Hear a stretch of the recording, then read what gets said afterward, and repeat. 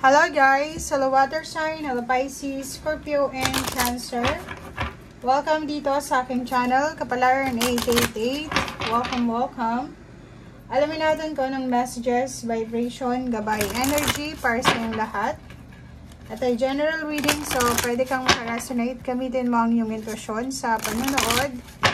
Water sign, Pisces, Scorpio, and Cancer.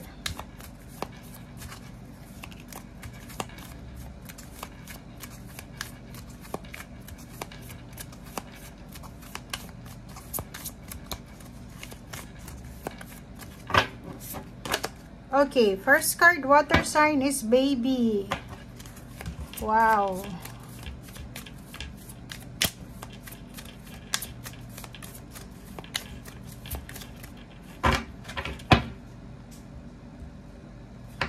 And next is high priest or high priestess.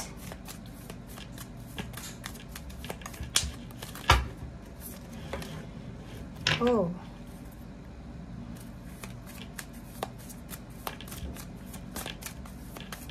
One more. And finances. Okay guys. Nakikita natin dito na may high priest and high priestess and finances. And itong love life na to. Okay. So, kung makikita mo dito, hindi sila magkakapare-pareho. 'Di ba? So, apat na posibleng focus mo, water sign, Pisces, Scorpio, and Cancer sa araw na ito. Pwedeng itong baby tsaka finances is similar sila. Magkapareho sila. Pwedeng ikaw ay nagsasacrifice, nagtatrabaho sa malayong lugar, or kailangan mo pa rin magtrabaho kahit na buntis ka siguro, or may anak ka, bago ka pa lang na panganak, para sa yung baby. Okay? High priestess or high priest, dito naman sa love life na to, if for example, may bago kang love life or may relationship ka na pinoproblema sa ngayon, kailangan mo daw na makinig sa yung intuition dito sa love life na ito. 'Di ba? Like for example, yung relationship is parang ikaw lang nagmamahal or ikaw lang yung may gusto and the other party is hindi ka mahal. Parang ganun. So, makinig tayo sa sinasabi ng ating intuition.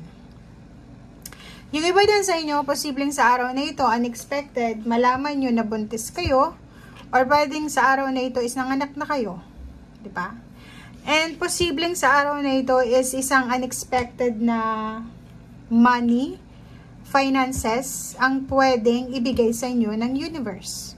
So, ang dami-daming mensahe dito na pwedeng magbigay sa inyo ng clarity sa araw na ito. Alamin naman natin dito sa isang baraha.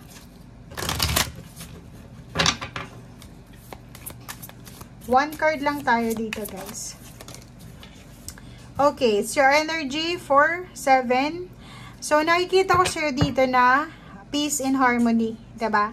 Sa usaping pera, sa araw na ito, hindi ka masyadong namumroblema kasi King of Pentacles, walang masyadong concern regarding sa pera. Wala kang masyadong inaalala, or siguro marami kang saving sa bangko, or siguro may source of income ka na hindi mo kailangan na mag-alala sa pera.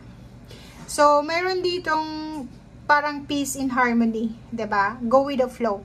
Sinasabi ng baraha sa iyo na go with the flow ka lang sa araw na ito, 'di ba? Go with the flow sa usaping relationship, go with the flow sa usaping pamilya, go with the flow sa usaping pera.